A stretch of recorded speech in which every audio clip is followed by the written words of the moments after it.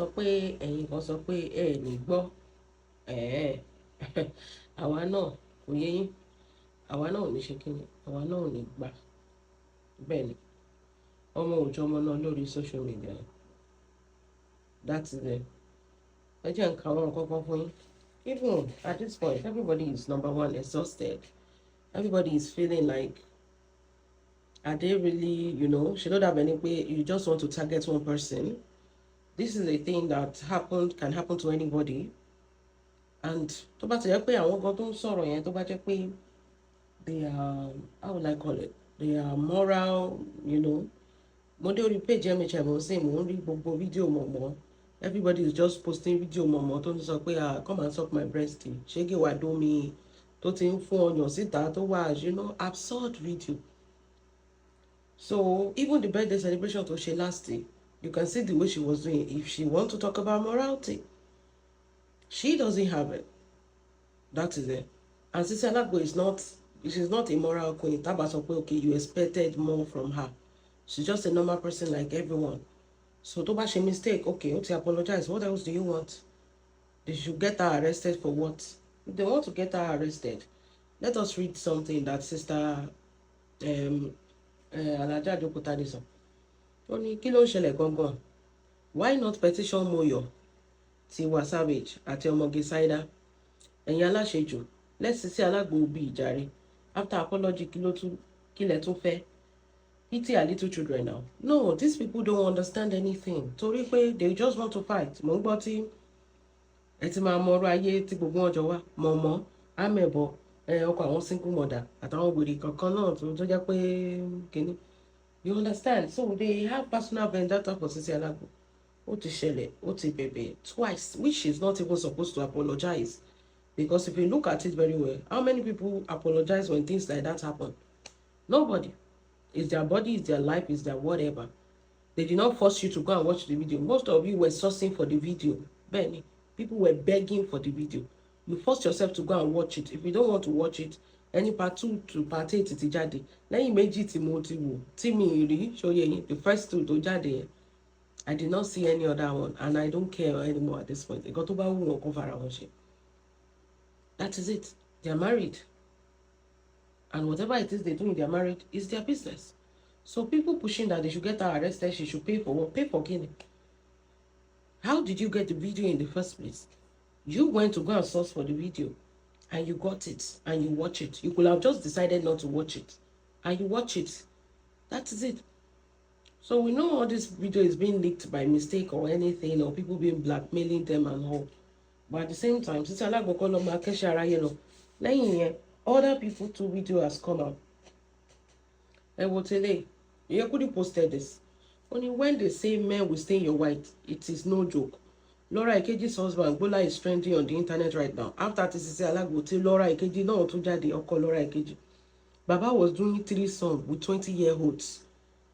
And the girl posted it online after she found out he was married. That is it. She be the same meta song that she saw. No, ni ọkọ Laura Ikeji náà ṣe pẹ̀lú àwọn ọmọ kékèké. Tó jẹ́ parọ́ fáwọn ọmọ yẹn pé òun ò tí marry torí pé àwọn ọmọ yẹn wọn gbé Nàìjíríà so wọn mọ̀. Only child, no wonder Laura stopped posting him for some years now. I knew something was off. Now wow, the painful thing is that she doesn't even have, probably using the wife's business money to follow Olosho it as well. Is that guy not, I don't know what he does for a living, but is it not too much for you to say that he no get shishi? You think a whole Laura Ikeji will marry a man and have like 4 or 3 children for a man that cannot provide? It's not possible. So, but the thing is, you get the memo, Sham. The memo is, it will happen to anybody. That is justice. Are you going to say that you should go and arrest Oko Laura Ikeji? That is it. They will not care. That is it. But torí pé rí Sisi Alagbo bí ọmọdé lẹ ṣe fẹ́ yàn jẹ.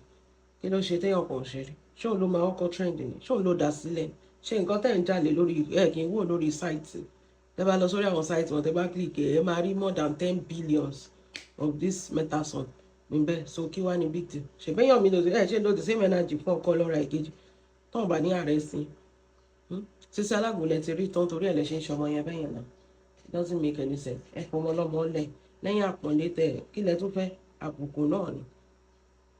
Jàkẹ́lẹ́ wọ́n ní àwọn thank God you nincompoop testify Eniola did not send anybody around. Exactly. Kò rán anybody níṣẹ́ because Eniola too small to send bloggers on errand. Whatever it is on social media, people must ganu sí. And ẹ̀yin tẹ́ ti Farida dé well, continue your errand. Okaye, but you want to run your page and monetization, then turn around to bully, blackmail, and gaslight other bloggers to silent. If you see the people don't push you, can arrest Eniola Sisi Alagbo. Ẹ máa mọ̀ pé most of them was in Nigeria. Ẹ ṣe sọ pé káwọn wá Nigeria kan wá fight case. That is it. Àwọn tó wèrè máa tó sọ pé competition yẹn. There are so many things happening in Nigeria. They are silent. Wọ́n pa àwọn ọmọ wọn gbọ́ ọmọ pa. Wọ́n ṣe gbogbo ẹ̀. Competition síjọba nípa ìyẹn o. Competition torí pé ògbó ọkọ àti ìyàwó leak. Does it make sense? Look at these people. Amẹ̀bọ ọkọ àwọn single mother àti mọ̀mọ́ eléwé ń jẹwé ṣé wọ́n wà Nàìjíríà. Ọjọ́ ọ̀nà ti dé Nàìjíríà last. So àwọn ló ń push pé kán lọ arrest yẹn ṣe sọ fún àwọn pé kán máa èkó dùn máa bọ̀ lé. Ẹ wá sílé kẹ wá arrest ẹ̀ fún ara yín náà. Why are you now pushing that they should arrest her? And the nonsense whatever the man's name tó competition is sọnù. Àwọn ọmọ tó ń pa ọmọ kan náà gbé yẹn tó ń arrest yẹn torí pé ó sọ pé feeding condition the kidney soldier is bad. Òun náà gbé yẹn tó ọmọ ibi tó ti mọ̀. Ẹ lè competition kan rí dis yẹn but tó bá ti di ọ̀rọ̀ ìpọ̀n àtòkù ẹ̀ competition is sọnù. It has shown that ríṣẹ́ ṣe ni. That is it. Ìlú ò da ìlú ò rọgbọ. Àwọn bandits ń kó àwọn èèyàn lójoojúmọ́. Mọ̀mọ́ ò lè sọ pé kọ́ competition. But okó àtòbò tó leak ní kọ́ máa competition káàkiri. Mo dẹ̀ sọ fún nípa fún yín concerning Farida wípé in as much tí Farida bá ní side tiẹ̀ tí àwọn Sisi Alagbo ní side tiwọn ẹ máa gúnra yín ní kò possible. And mistake tí Farida ṣe ni pé kò tẹ̀ ẹ́ kó dá sọ̀rọ̀ yẹn, to be frank with you. Kò tẹ̀ ẹ́ kọ́ tì débi pé ó tẹ̀ máa update anything because kí ni yóò kàn ẹ́ náà. But in as much tó bá ti dá sí nǹkan tí ó kàn ẹ́ lórí media àwọn olè tí mọ̀ pé ó lọ́ta automatically wọ́n máa mọ̀ pé yàn báyìí lórí verse náà. So you cannot cry wolf now and page tẹ́ gbé lọ ẹjẹ́ gbé padà. That is it. If she had maintained her lane and stayed on her lane, will her page have gone? Her page wouldn't have gone. Ibi tẹ́ dẹ̀ máa ń fojú sí sometimes on social media ọ̀rọ̀ ọ̀nà gbàbẹ̀. Because if you look at it very well, àwọn ọ̀dọ́ kí náà wọ́n fi page yẹn kí wọ́n ṣe page gúgúrú àtẹ̀pà. Àwọn èèyàn kan tẹ́ ẹ̀ mọ̀ ló máa ń ṣiṣẹ́ behind the scene. Táṣejù yín bá fẹ́ pọ̀ jù àwọn èèyàn kan tẹ́ ẹ̀ ní fura sí ló máa ń gbé page lọ. Tẹ́ ẹ̀ ní mọ̀ ìyẹn kí wọ́n should have just shut up. This thing kò kàn ẹ́ o ò sínú fídíò o ò bá wọn ṣe kinní. In fact àwọn ló ń ṣẹ̀sìn so kò kàn ẹ́ kò tẹ̀ ní ìdíkò update. Àwọn èèyàn ń dààbò wọn left right and center kí ni tiẹ̀. That is it. But you prove as if ẹni pé ìwọ náà olórí ń bẹ̀ ó dẹ̀ ti gbàgbé pé ìwọ nìkan ló wà at receiving hand in your own hand. That is it. Ọkọ Sisi Alagbo àti engineer Koni, they are going to stick to each other. They are not going to leave each other. This is their trial time and they don't need you, which is part of the family, to be dragging them. It doesn't make sense. Any other Sisi Alagbo's family will not drag them. But engineer Alagbo's family will not drag them. So why would you, that is part of the family, come and drag them online? Does it make sense to you?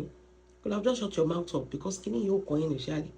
But torí pé kini you too you want to prove Monetization. Torí emotions of yín pé kò anybody to innocent.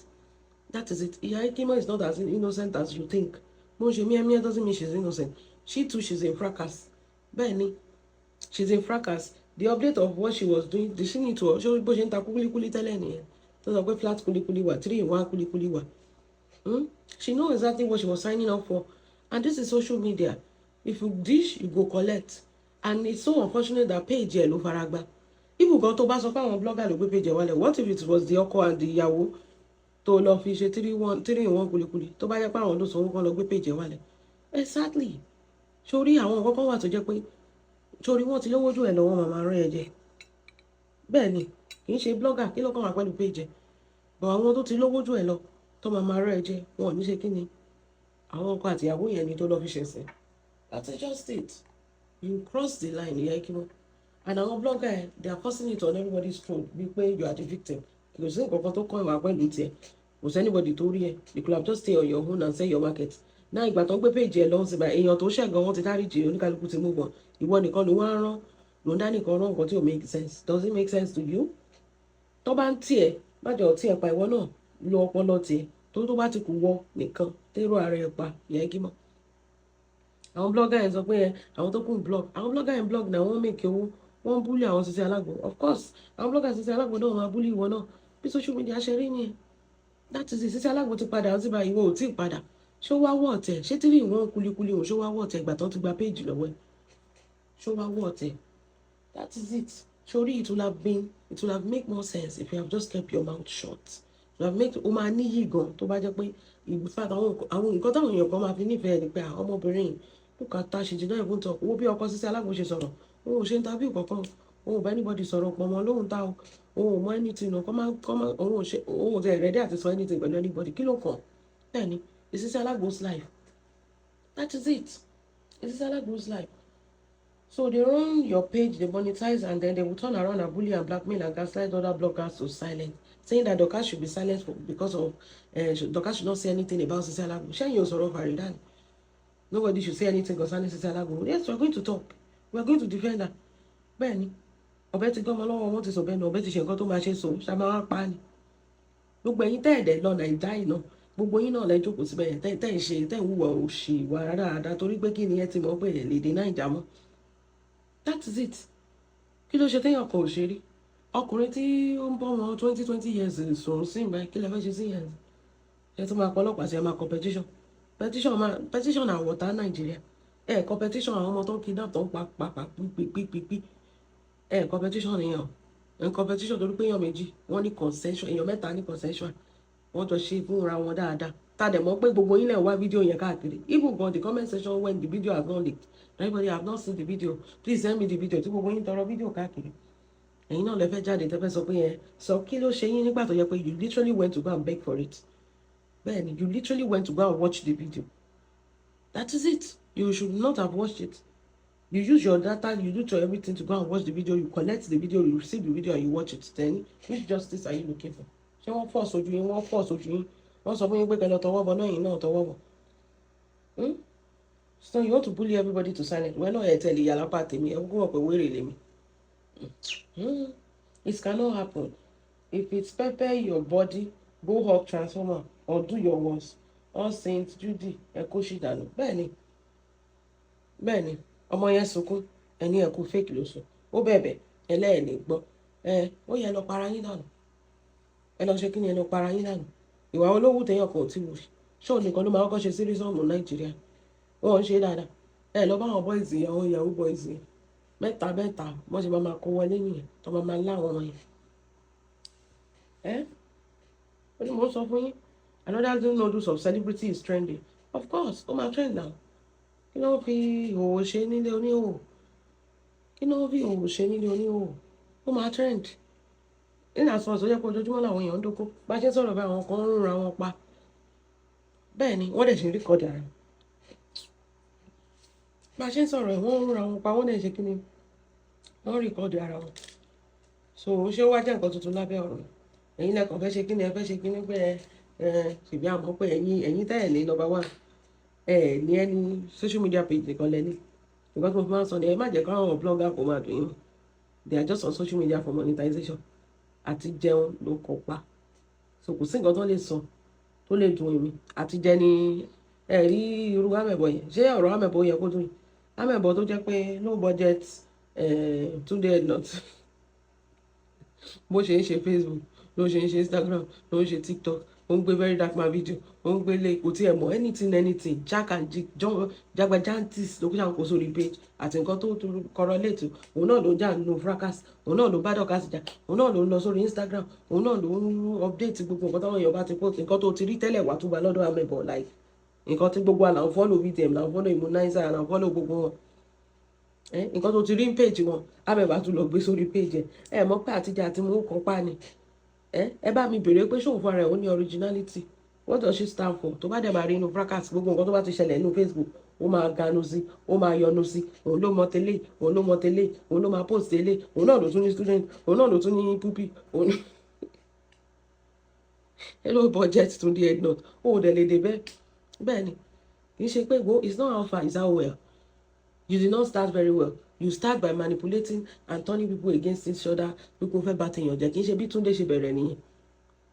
Bẹ́ẹ̀ ni ó máa máa rákòrò ni tó bá jẹ́ pé o fẹ́ bá tèèyàn jẹ́ ni. If you are you are a fracas speaker, kò sí bó ṣe lọ package rẹ̀ lórí Instagram, you are a fracas speaker. Bẹ́ẹ̀ ni, and that is what you will ever be. Fracas speaker ni ẹ. Tó bá fẹ́ ṣe bí ìtàwọn blogger gidi Túndé Ednut àwọn yẹn, you should ṣe kí ni, you should not even put your mouth in fracas.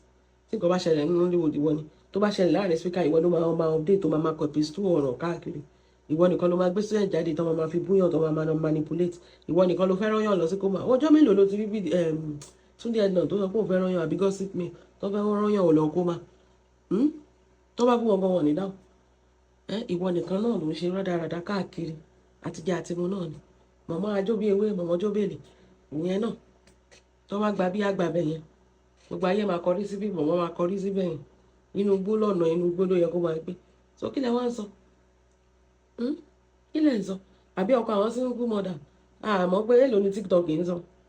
Ìgbà tó ti fi gbọ́rọ̀ sí Alagbo jáwó fóun dáadáa, she want àbí she dẹ̀ ni bẹ́ẹ̀ ni she wants people to ṣe kíni to ganu sí kọ́ ṣáà máa wá wípé bọ́ ṣe pè sórí láìpù yẹn tó rí gbogbo èèyàn gbé sórí láìpù yẹn nǹkan tó ń dùn mọ́ ni bọ́ àwọn èèyàn dẹ̀ ti kúrò pé wọ́n kò sí nǹkan kan bí báyìí mọ́ ó ti ṣẹlẹ̀ àdẹ̀tì gbàgbé àti kúrò òun nìkan ló ṣàfọ́sẹ̀ ara ẹ̀ síbẹ̀. So what are you talking about? Ẹ jẹ́ kó máa dá ṣe náà tó bá dé àṣọ àṣà lọ lè gbọ́n mi. So nobody can tell anybody what to do. That is just it. And you cannot decide social media. They are making sure this thing does not go off of social media. Who dẹ̀ ti lọ? Ìgbà tó ti wá ó ti wá, ìgbà tó dẹ̀ ti lọ ó ti lọ nìyẹn.